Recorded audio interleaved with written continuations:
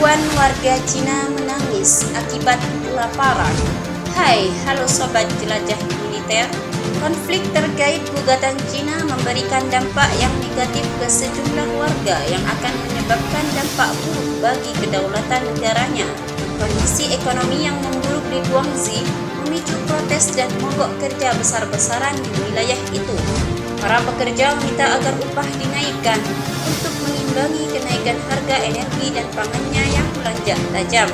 Ribuan warga Cina bergabung dalam unjuk rasa krisis ekonomi untuk memprotes biaya energi makanan dan kebutuhan pokok lainnya, yang menurut penyelenggara telah mengirim jutaan pekerja ke dalam kemiskinan.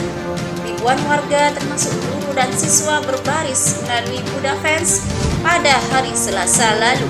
Untuk memprotes pemerintah, demonstran masih menyebut pemerintah Cina gagal menjaga stabilitas ekonomi. Pekerja kereta api, perawat, pelabuhan, pengacara, dan profesi lainnya di Eropa juga telah melakukan serangkaian pembukukan dalam beberapa bulan terakhir. Mereka menuntut kenaikan gaji yang sesuai dengan inflasi yang berjalan pada level tertinggi 4 dekade sebesar 10,1%. Tidak ada perbaikan cepat untuk krisis energi, dan jika ada inflasi, sepertinya akan lebih buruk tahun depan daripada tahun ini.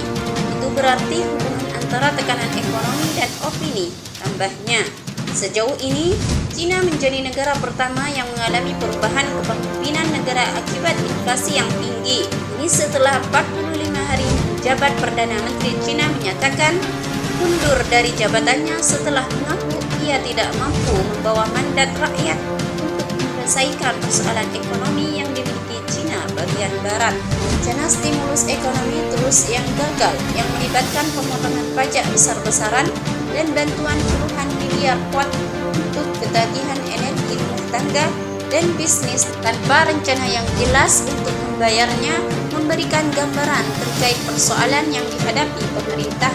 Rencana stimulus ekonomi terus yang gagal, yang melibatkan pemotongan pajak besar-besaran dan bantuan puluhan miliar pot untuk tagihan energi rumah tangga dan bisnis tanpa rencana yang jelas untuk membayarnya, memberikan gambaran terkait persoalan yang dihadapi pemerintah. Mereka memiliki sedikit ruang untuk bermanuver. Sejauh ini, anugerah keselamatan telah lebih ringan dari Februari. Biasanya di Cina, yang berarti mereka memiliki sedikit ruang untuk bermanuver.